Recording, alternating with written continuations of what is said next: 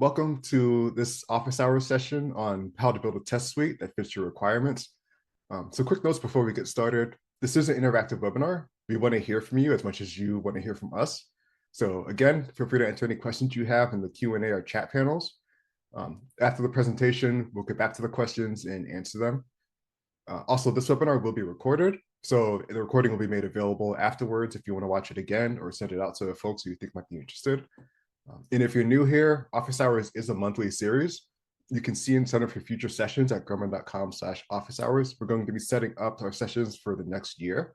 You'll be able to see those as they come in. And also, if you introduce myself, I'm Andre Newman, Senior Reliability Specialist here at Gremlin, and I'm joined by John Sabo, Solutions Architect, who's going to walk us through a demo of test suites. Again, we're here to answer your questions, so this is the time to ask. So a quick look at our agenda today.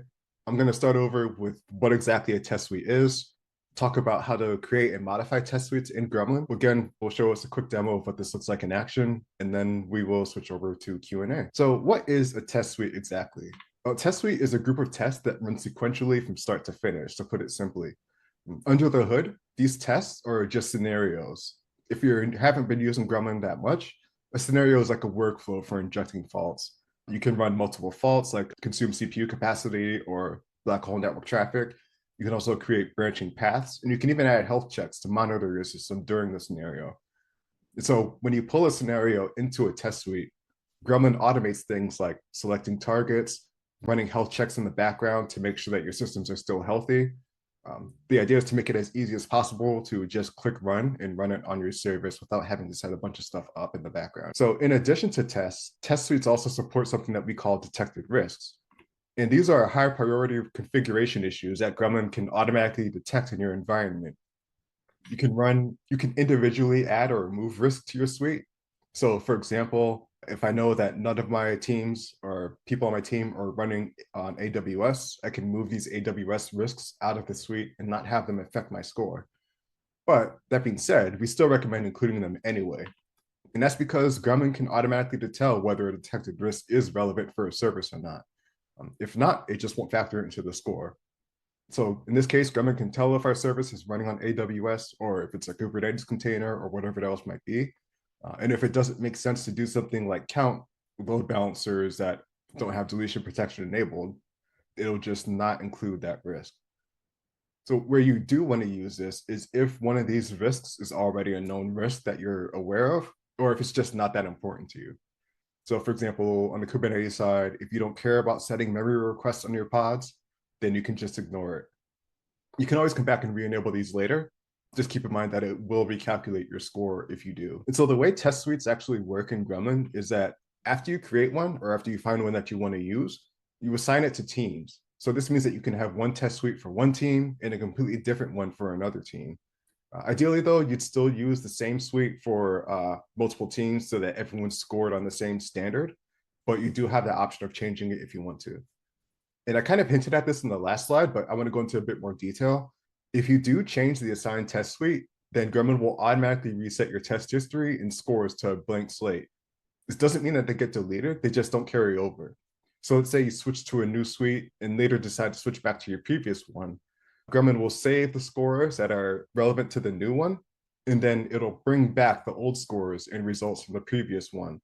They might have expired since then, especially if you haven't used it in a while. So you might get a little ding because they've expired, but you won't lose that testing history. The good news is that once you reassign the test suite, you can just hit run all tests and let it run through again, and you'll get your score back in a few minutes, as long as, of course, you haven't made any changes to your service or they haven't lost their reliability. So when you open up Gremlin, you've probably seen that it comes with 2 test suites built in already. The one that we started with is Gremlin recommended tests.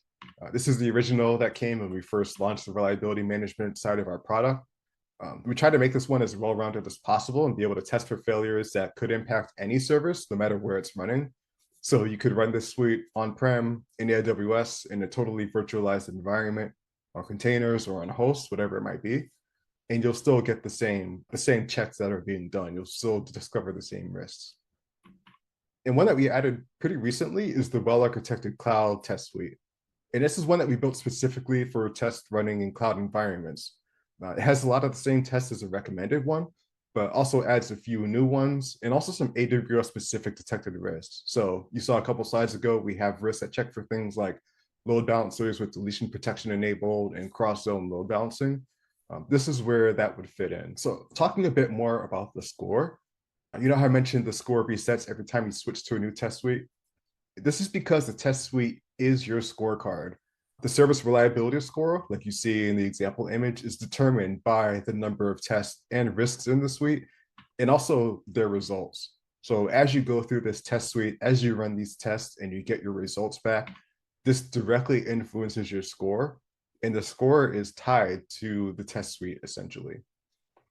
So what you can do is you do have influence over how the score is calculated. So if you create your own custom test suite, you can choose which tests go into which of these different categories you see on the screen: scalability, redundancy, dependencies, and detected risks.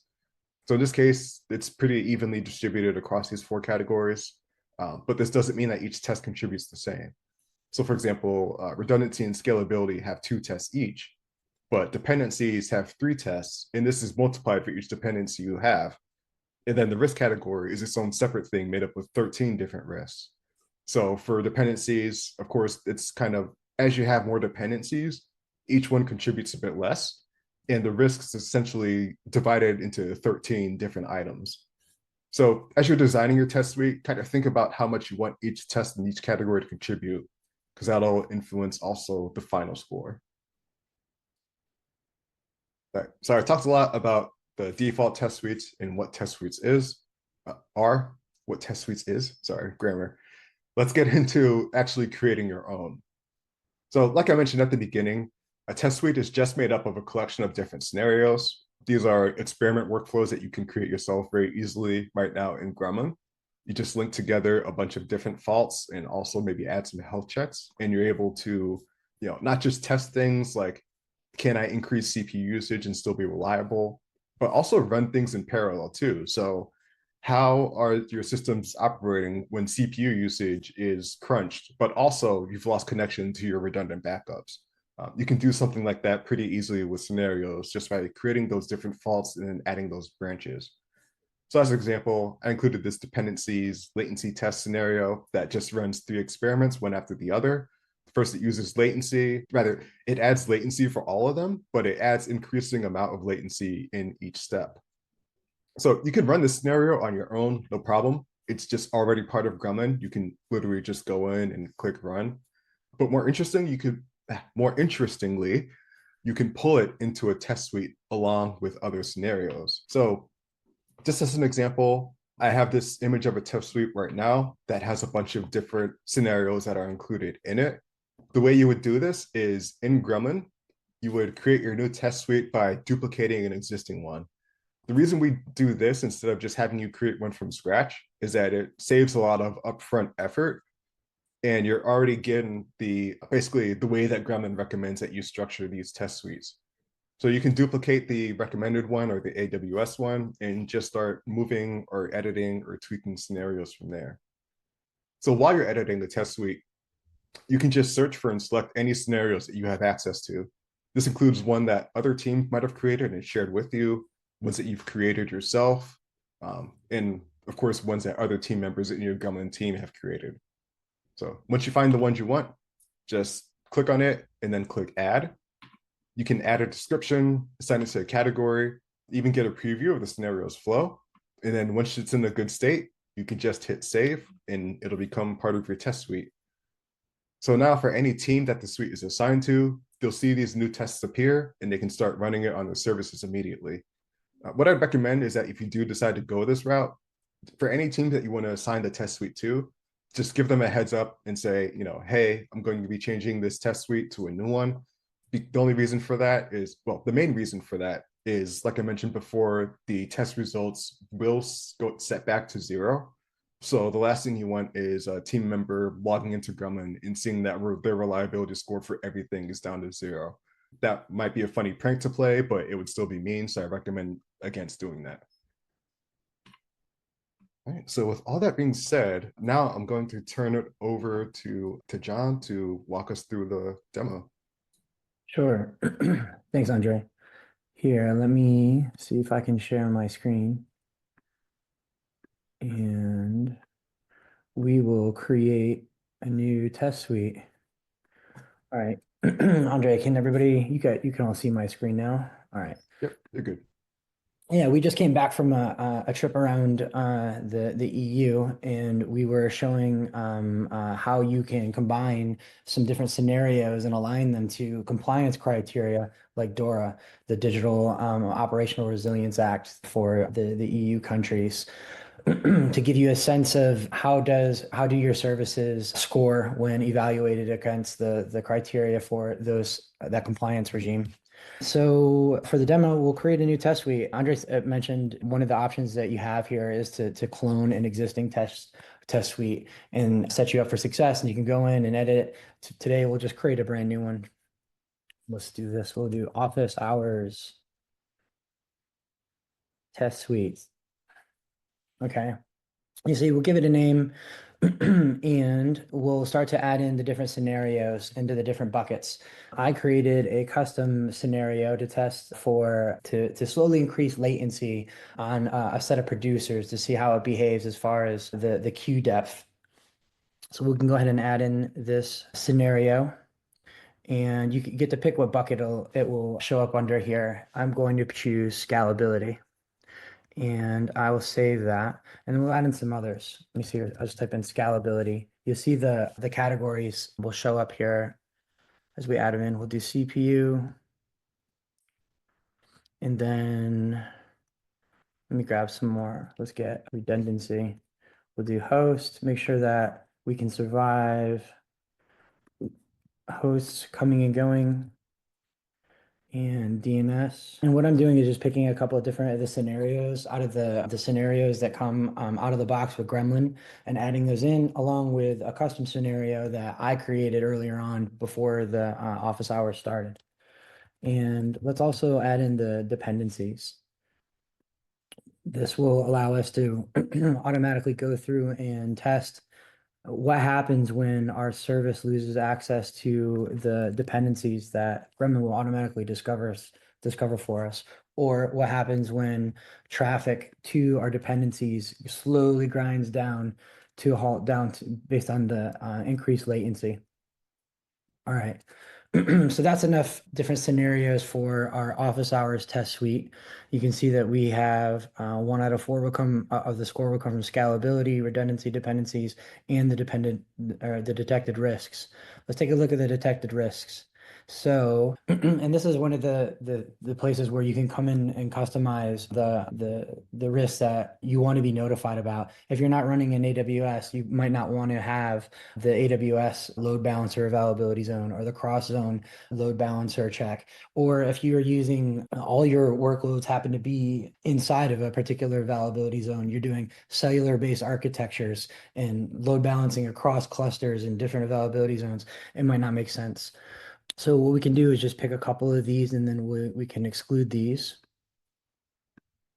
You can see you also have AWS load balancer deletion protection. Maybe you don't want to have to protect your AWS load balancers, or you may have incurred an outage where somebody has mistakenly deleted the load balancer, and you wanted to make sure that we protect against that, and every service has a notification set up to let us know, hey, this load balancer is not protected from deletion.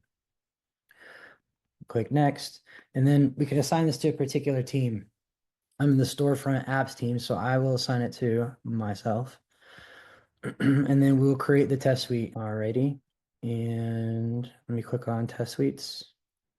All right, and now we have our office hours test suite has been created. We can see that it applies to the current team, my team, the team that I'm in, the storefront team. You can also see that there's other teams using some of the other test suites. If we come back and we look at the services now, you'll see that my scores are a little bit lower because I haven't run the tests against this new test suite. Let me pick one particular workload. We'll pick the shipping service, and then I'll come here and look at my tests, my health checks, make sure that these are all good. All right, cool. And then I can click run all. And we'll start to see the test run, and you can see that we've got the scenario, the custom scenario, prepare for latencies from producers, along with some of the scenarios that come out of the box with Gremlin, making sure that our scalability and our redundancy are all going to be tested each time we run this test suite. You can also see that the dependencies that it's discovered will have the dependency test run against each one of those dependencies, making sure that we know that, hey, if the shipping service has intermittent connectivity or black hole connect to the quote service or to the open telemetry collector, how does that affect the availability of the shipping service? And ideally, everything just comes right along and all the tests pass and you get your score. It's above 80% and everybody's happy. We also have reporting capabilities that you can come and look across the different services. You can sort by team. You can see your team score. If you've got lots of teams, you can look by services as well. And then you can see the detected risks across the different services as well. If I come click back in here, we look at the detected risks for the shipping service. You can see that there's a couple of things that I'm missing. I don't have a Kubernetes liveness probe, and I don't have a Kubernetes CPU request set up yet. But I don't have any issues pulling the images, the memory requests, the inner containers, everything else looks good. And that's it as far as creating test suites. It's that easy. So let me hand this back to you, Andre. Yeah, thank you. Slides again. Again, I said multiple times, but just in case, if you have any questions, please feel free to throw them into the Q&A or chat. But in the meantime, just to do a quick wrap up, you can, if you already have a Gremlin account and you want to start checking out test suites, just go to app.gremlin.com/test suites, or you can just click on the navigation icon like John showed us. As long as you have the permission to go in there and do that, you're able to go in and see pretty much everything that he showed you just now. So super easy to set up, super easy to get access to. It's already in your account. And if you found this session useful, we'd love to see you in one of our upcoming ones. Again, we're going to be posting all of our scheduled sessions and topics on gremlin.com/office hours. They're all going to be free. They're all going to be openly available. All you need to do is just head over there and register for the ones you're interested in. This is also we'll be posting recordings from previous sessions like this one. So if you want to go back and watch some of those, you're more than welcome to do that too. All right, so it seems like we have one question that came in. That's why are test suites team-based? In a big company, there can be many teams to create and maintain. So the reason we went with this approach is that, while it's good to have a standard across the entire organization, different teams might be using different deployment methods or deployment platforms. Maybe some teams are using Kubernetes, other teams aren't. Maybe some are deploying to AWS. It just depends on how your teams are set up. If everyone's deploying to the same environment and you want to use the same standard of test, then you can easily do that just by going into Gremlin and sending it to all of your different teams. I believe there's also a way to set the default test suite for new teams that are created. So if you set the default for your company, and then as you add new teams, they'll just get assigned to it automatically. So it's a bit of a give and take with making it team based versus company based. But from what we saw, having that versatility is more useful. Great question, though. Okay, well, if you do think of questions that you might have come up with afterwards, you can always feel free to reach out to us. We'd love to hear from you. Just head to gremlin.com/contact. We have a form where, again, you can ask your questions or reach out to somebody on our team if you have any concerns or issues or just want to learn more. Always happy to talk with you all. And again, this is a monthly session. So if you'd like to come and check out the next one, we can definitely invite you to. Just head over to gremlin.com/office hours and sign up. And we will see you then. In the meantime, thanks so much for joining us. Definitely appreciate your time and for hanging out with us. And in the meantime, have a great Wednesday and enjoy the rest of your week and hope you have happy holidays. Take care, everyone.